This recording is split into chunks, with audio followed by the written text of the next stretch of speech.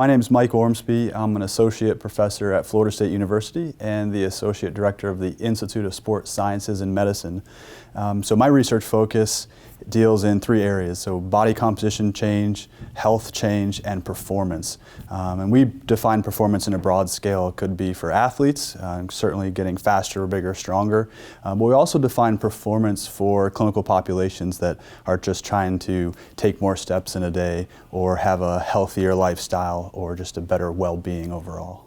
This area of pre-sleep protein and eating in general has exploded recently, and most of it started in 2010, 11, 12 because there was a huge media presence in terms of hearing don't eat after a certain time, cutoffs in terms of what food you can take in and utilize while you're sleeping, and people were afraid of it. They're afraid of getting fat from eating too much food late or the wrong things, and so people were scared of it.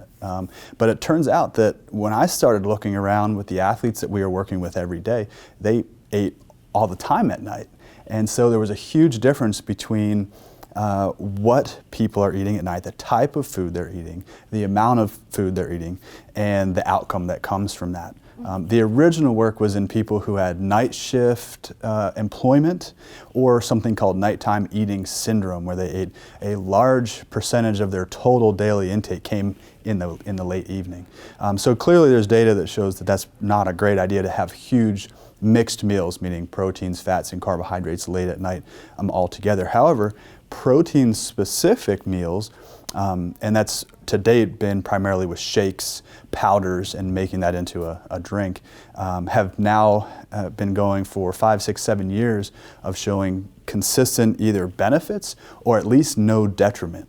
And so there's this give and take, but at the end of the day, there are options people can have at night when they're typically hungry, and there's an opportunity to eat in a way that could help with maintaining, improving muscle mass, perhaps changing metabolism for the better, lowering hunger in the morning, and ultimately helping with recovery and improving those three things that we mentioned: body composition, health, and performance. 99% of the research that exists now looks at casein protein. The reason for that is it's typically thought of as a long, slow-acting protein compared to some of the more fast-acting proteins like whey. Our group has looked at whey, casein, carbohydrate, and a non-caloric placebo in a number of different studies. But yeah, most of the research is in casein, and I think there's a big need now and a push to look at other types of proteins to see what type of effect they have. Because we have no idea how vegetarian proteins work, we have no idea how whole foods work, and those are some of the areas that are kind of pushing this science forward in probably the next 5 years. There are only a few studies that look at the pre-sleep casein over a long period of time. Most of the data is acute, one night of intake, what happens overnight and what happens in the morning. So from the data that does exist, from 12 weeks or 8 weeks to 12 weeks of exercise training plus casein protein at night, there seems to be a pretty nice, robust response. Much of the data is showing improvements in muscle mass.